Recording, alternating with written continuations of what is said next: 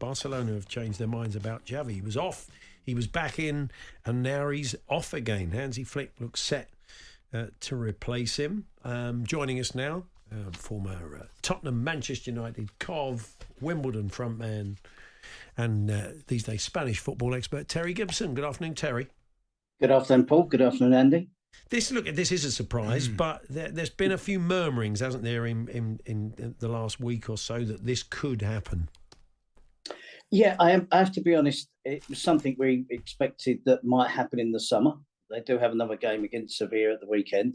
It's come out the blue today, though. We knew there was going to be a meeting, but I don't think too many people expected the change to be made today. It does appear that Joan Laporta has prioritised the Women's Champions League final. I think it's on Saturday in Bilbao, Barcelona against Lyon. And he wanted this out of the way, done and dusted, and didn't want to take away any of the attention that's focused on the women's final at the weekend. So, but I'm really surprised it's happened today. Apparently, there's a few murmurings that obviously he said some things about the finances, the club that hasn't played well with Laporta, and that relationship has broken down. There was probably the truth. Yeah, exactly. Exactly. Well, they don't like it, do they? It's like not being a company man and breaking rank like that. But yeah, so looks like it was irreparable, that relationship, despite the kind of legendary status that Xavi has at the club. Yeah, that shouldn't have been the case. I heard that this discontent from Laporta about the interview. Then I saw the interview, and there was nothing there for him to be afraid about. I mean, Xavi said he was more than happy to stay on. It was his choice. The club were happy for him to stay on. And he just made a point of working within the restrictions that the club have at the moment, that he still wants his team to challenge the Champions League and Real Madrid in the future, but it's going to be tougher. It's not. The club isn't what it was 5 years ago. So I couldn't see why there was such a reason to be so dissatisfied as Joan Laporta was. There's some big jobs in management outside of Spain available at the moment. Do you think he'd be suitable for any of them? Do you think he'd work in the Premier League? Well, I did make a note of, and we fortunately work in La Liga TV, and he gives us interviews after every single game in English. His English is perfect, so that's one thing that he doesn't have to overcome. The experience of managing Barcelona is phenomenal, and particularly in the circumstances, the trouble that they find themselves in now. So I've seen from a coach from Xavi when he's been at Barcelona is he knows what he's doing. He has restrictions on him, of course. Maybe he could do with more experience in his coaching staff. He has his brother and a friend as his coaches, which has caused one or two issues with the senior players at Barcelona. But I think as a manager, as a coach, I think his experiences that he's gained will hold him in good stead. Whether he has the appetite, because that was the problem when he left when he said he was going to leave in January, he'd lost the appetite, but he got that back. I'm not convinced we'll see Xavi ever manage another club again, to be honest. Really? Do you think he's been kind of worn down by what's gone on at the club?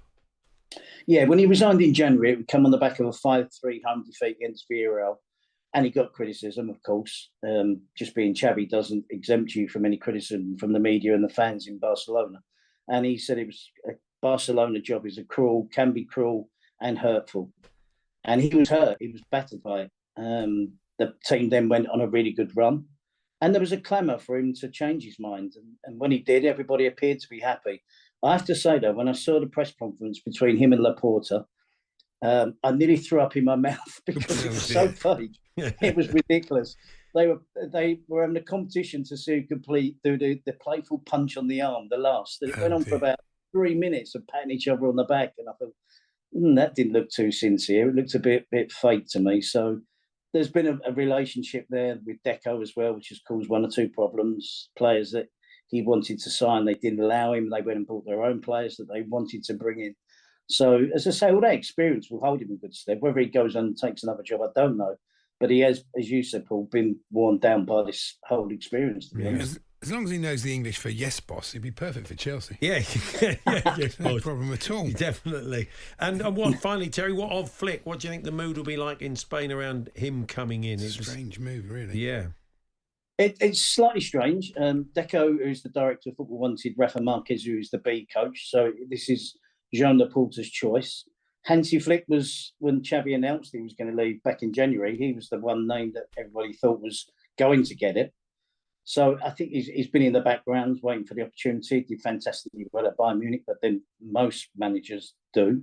Didn't do so well with Germany. A lot depends on his attitude to playing the young players, because that was Xavi's strength. He gave them the opportunity. They've become some of the best players at Barcelona. There was rumours that Laporta wanted to sell one or two of them, and Xavi didn't want that, of course. They mustn't do that. That's the one thing they cannot do, is to sell Lamine Yamal or Pau Kubasi, Gavi, Pedri. They can't do that. Now, whether Hansi Flick is going to have the same sway as Xavi, I doubt it. And whether Joan Laporta will be able to run things his way now, which is a worry. Kiki Sanchez-Flores said that, really critical of Barcelona, said they treat their old legendary players in a very poor way. I think he's got a point, hasn't he? Yeah, unfortunately, that is the case. It can be levelled at Real Madrid as well. And the players are quickly forgotten.